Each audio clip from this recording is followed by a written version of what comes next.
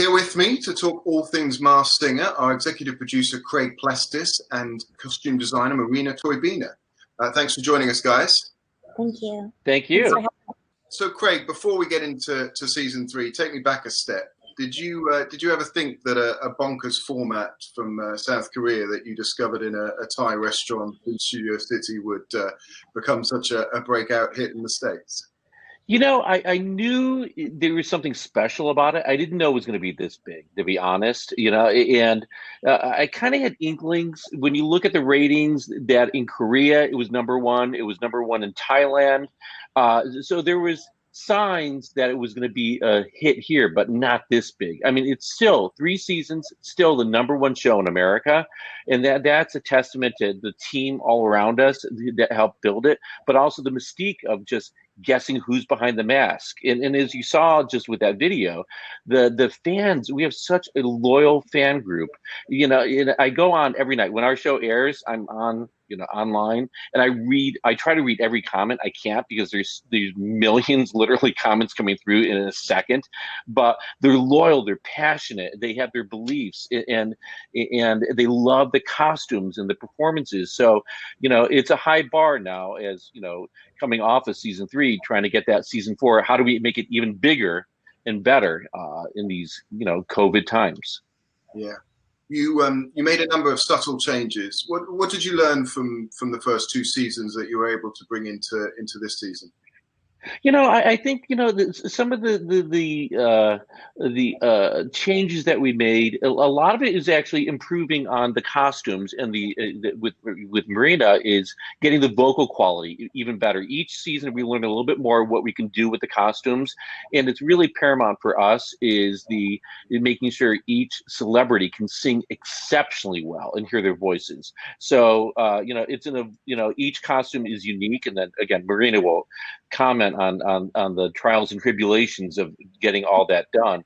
But that's really one of the most important things. It's sound quality, but also just increasing the bonkers of the show itself and the production value, keeping that up. It's really hard, but we enjoy doing it. Yeah, and Marina, so talk us through that. 18 new costume designs for this year, very complex as well. Where do you start, and how do you get to that? I mean, every season, like Greg said, we kind of learn as we go. We see what the challenges are. We see what the fans are asking for as well, taking that into consideration, what certain fans want to see, what costumes do we think, we need to see in the show. So every season it gets elevated. The process remains the same. The artwork is created first, and then we all collaborate to see what the show needs moving forward. From there, of course, proper casting happens, and the costumes get kind of assigned to even a more collaborative process. Some choose the costume, some we advise and kind of guide what needs to be done on stage. And then from there, the challenges begin, figuring out how to build this stuff, not really having that freedom to do many kind of like trials and tribulations on most costumes. We kind of have to design with our instincts and guide ourselves through the challenges that might happen as we're building the prototypes to get the fittings together. And then from there, we kind of, like Craig said, really test out the masks prior to them hitting the stage, really work with our talent to make sure that they communicate with me what works, what doesn't. And then from there, it's kind of the creative process begins. And we embellish the costumes, do all the finishing touches, test them out on stage, and build on if we can while the show is going on. Quite a few outlandish costumes this season, from the robot and the frog. What was the most complex to design? Each one has its challenges because they are so different and they are so unique. And I think probably for me, the white tiger, just because of the mass of the costume that it really was, and trying to have it have that beautiful stage presence. Every single little detail mattered, from how we finish the mask by hand to how we implement all the details on it, from the stonework to the beading. But each costume kind of has its own trials and tribulations when it comes to figuring out how to create them from scratch. Yeah, I think the white tiger one is really one of the most gorgeous outfits she's ever created. For our show, if you see it in person, it really is one of the most detailed costumes we've ever made. in 3 seasons of Masked Singer. You've got Halloween costumes for life there, Craig, haven't you? Yeah. You have a really eclectic group of celebrities this year: Rob Gronkowski, Shaka Khan, Lil Wayne. Was it any harder to keep the secret that a former vice presidential nominee was among the cast? Yes. You know what? It's every season. It's really hard. First season wasn't that hard because we weren't on the radar. Second season was. Third season, a lot of people were trying to spy, trying to get in with cameras to the set.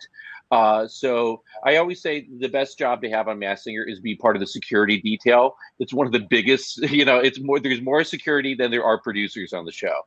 And security is important to us because without the secret, the show is blown wide open. So we really try to do a lot of extra effort. I mean, this season, I would have to say season 3 we have some of the biggest names on television. Lil Wayne in a robot costume, Sarah Palin in a bear outfit. I mean, it's just amazing that they come, that these people said, yes, they want to do it. And then, and put themselves in these situations. And I think it goes to the testament of they look at it, their friends love the show, their families love the show. And Lil Wayne did it because his kids are big fans of the show. And he wanted to do something special for them and have them see him as a robot. Yeah, absolutely. You mentioned earlier coming back for a 4th season, obviously in unusual times. What can you tell us about the next run? Oh my gosh, they'd probably kill me if I had told you everything. We're at the beginning stages right now of designing outfits and figuring out stuff. We're pushing the bar. I can tell you that right now. There are going to be things you're going to see this season that you haven't seen anyplace else. Not only here in the first 3 seasons of Masked Singer, but any place on the globe that has Masked Singer. So there's going to be some very interesting new costumes that we're working on right now, and I think we push the bar very hard and high for celebrities in season 3, and we're really trying to go even further with that in season 4. Yeah, great. And Marina, what in terms of the costumes, how long is the turnaround? How given that the show coming back for the 4th season, have you already started figuring out what they look like?